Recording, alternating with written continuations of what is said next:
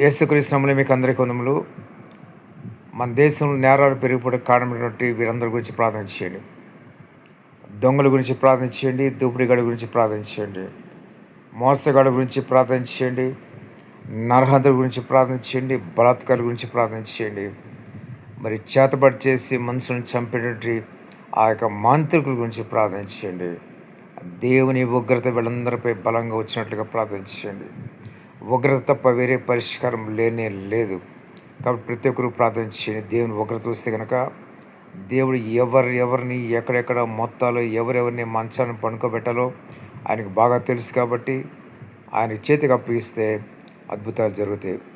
ప్రతి క్రైస్తవులు ప్రార్థన చేయాలి. క్రైస్తవులు 30% మందే ప్రార్థించేవారుగా గణకాలు చెప్తున్నాయి. కాబట్టి మిగిలిన 70% కూడా రక్షణ మారుమనసు పొంది వాళ్ళు కూడా ప్రార్థన చేయడం మొదలు పెడితే మన దేశంలో క్రైమ్ అనేది ఉండదు, జీరో క్రైమ్ ఉంటుంది. కేసీఆర్ గారు ఒక మాట చెప్పినారు. మరి యేసు ప్రభు చెప్పిన బోధలు పాటిస్తే కనుక పోలీస్ స్టేషన్లతో పనే ఉండదని ఆయన ఒక మాట సెలవిచ్చారు. కాబట్టి ఆయన మరి ఒక ముఖ్యమంత్రిగా అటువంటి ప్రకటన ఎవరు ఇంతవరకు చేయలేదు.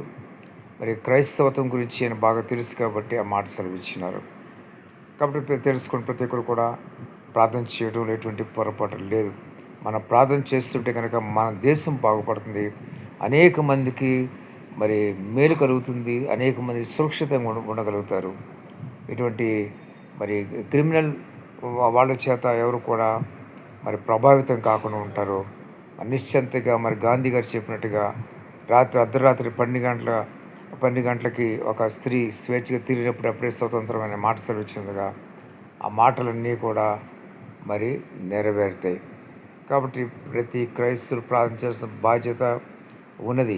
ఈ దేశం గురించి ప్రార్థించవలసిన బాధ్యత క్రైస్తవుల మీద ఉన్నది, ఇంకా మరి ఎవరి మీద లేదు. క్రైస్తవులు ప్రార్థన చేస్తేనే అద్భుతాలు జరుగుతాయి. కాబట్టి ప్రతి ఒక్కరు జ్ఞాపకం చేసుకోండి. దేవుని గొప్పదైన అద్భుత కార్యాలు, భీకర కార్యాలు చూస్తారు. ప్రార్థన చేస్తే కనుక ఖచ్చితంగా దేవుడు కార్యం జరిగిస్తాడు. ప్రతిదినం వ్యక్తిగత కుటుంబ ప్రార్థనలు బలంగా ప్రార్థించేయండి, సమూహంగా కూర్చుని ప్రార్థించేయండి, అద్భుతాలు జరుగుతాయి.